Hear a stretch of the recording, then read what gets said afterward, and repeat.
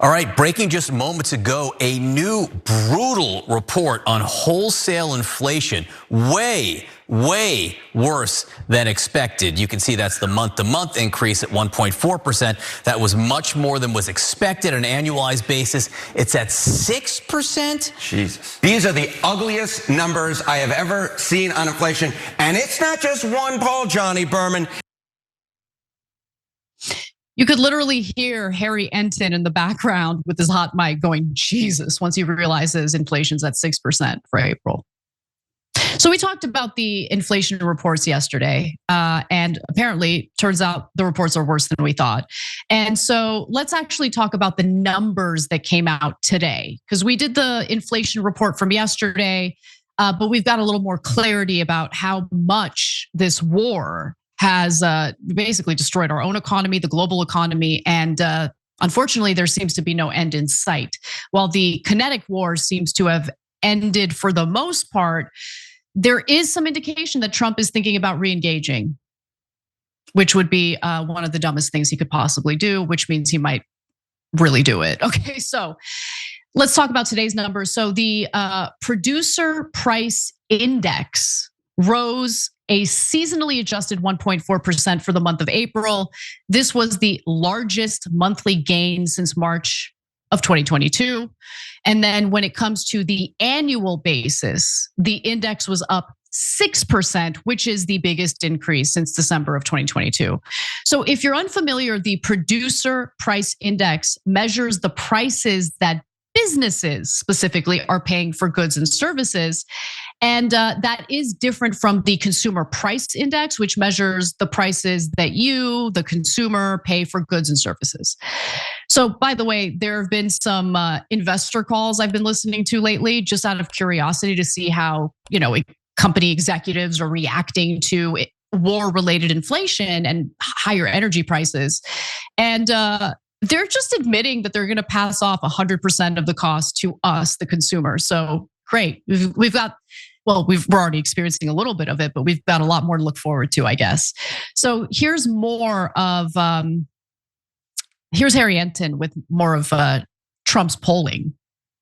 Just take a look here. President's net approval on inflation. The 5 worst polls ever for any president. They all belong to Donald John Trump, and they have all occurred in the last month. The CNN poll, one of them, 48 points below water on the net approval rating. So what we're talking about here is the worst numbers ever in multiple polls now belong to the president of the United States, Donald Trump. It is a record, simply put, you do not want to have. The 5 worst polls ever. 5 worst polls ever. Joe Biden's not in there? Joe Biden's Jimmy Carter's not in there? Jimmy Carter's not in there. I gotta be honest, I couldn't care less about how Trump is doing in the polls. Okay, he's doing poorly in the polls. He deserves it. He totally deserves it. The thing that really frustrates me though is, sure, I mean, it's possible that, a Democrat in office would maybe avoid engaging in a war against Iran. But at the end of the day, as we learned with the now 7th failure of the War Powers Act that was voted on in the Senate, there are plenty of Democrats who are supportive of this war. So just something to keep in mind. Anyway, so there is a major affordability crisis in this country right now, and it looks like people are correctly laying the blame at Trump's feet. So earlier polling from CNN and SRRS found that 77% of Americans credit Trump for raising their cost of living. And that number includes a majority, believe it or not, of Republicans. So additionally, 2/3 of Americans feel that Trump's policies have hurt them financially, and Trump's overall approval rating for the economy is a devastating 30%. 30%. In fact, I think for the first time, maybe ever, voters believe that Democrats would be better for the economy. I wouldn't say forever. I mean, Democrats were incredibly popular during the New Deal era for obvious reasons, okay? But that has changed in recent years for obvious reasons. I mean, Republicans have done a better job marketing themselves as the party that's better for the economy. We're the ones who are going to repeal these taxes. We're the ones who are going to do away with the red tape. And that marketing worked for the most part. But then you take a look at what the economy looks like and you see a completely different picture. So what are the policies that Trump has implemented that American voters are blaming him for in terms of destroying the economy? Well, most Americans say that the Iran war and tariffs have hurt their personal finances. 75% of Americans say that the war with Iran has hurt their personal finances.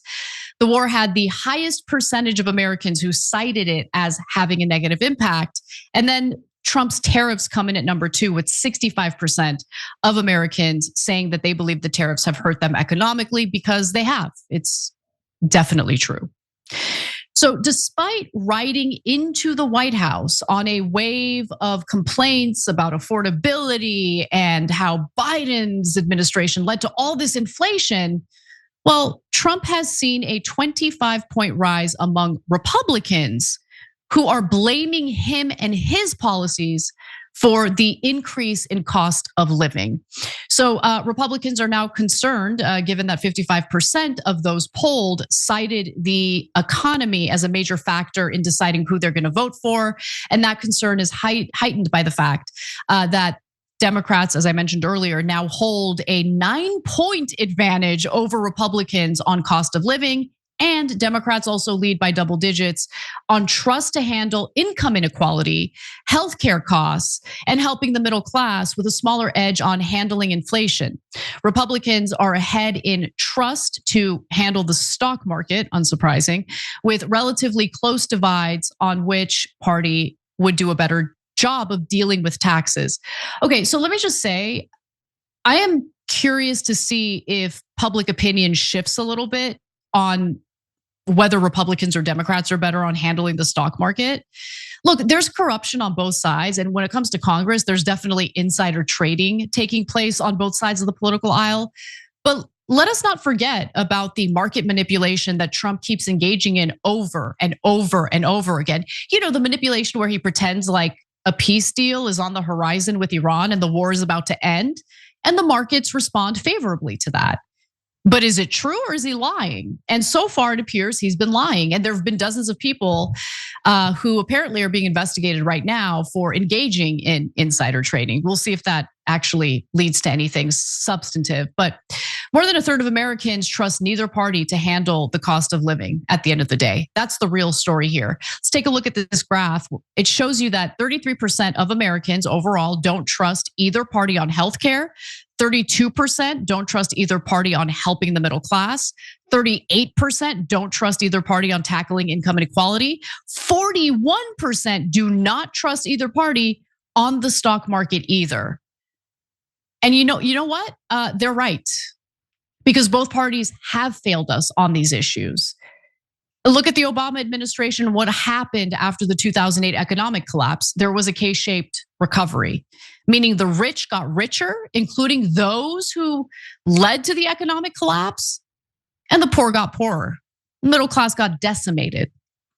That happened under Obama, guys. I'm not saying that because I have like some weird feelings toward Obama. I'm just strictly talking about what actually occurred, what is demonstrable, what you can check for yourselves. So when are we going to have leadership in this country that actually represents the best interests of working class Americans? That's what I want to know.